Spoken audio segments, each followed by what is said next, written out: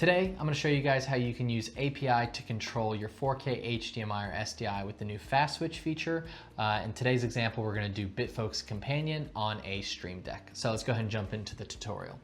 If I flip over to my web UI on my converter, you just need to get the IP address of it, make sure that FastSwitch is on. In order to get that feature, if you don't have it, just make sure that you are on 6.1.349 firmware or higher.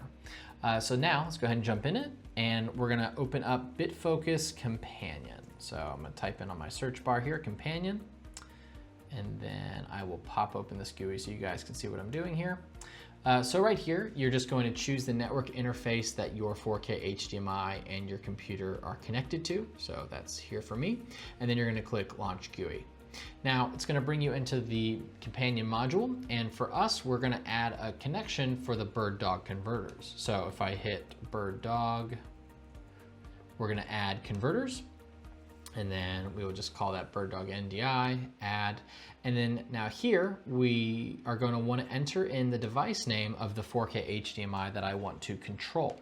So this I know is 1.92.168.50.35, and then you click save. And then if it works, you should have the connection established there. So now I will go into this and we're all set up. So let's go into our buttons page on the Stream Deck.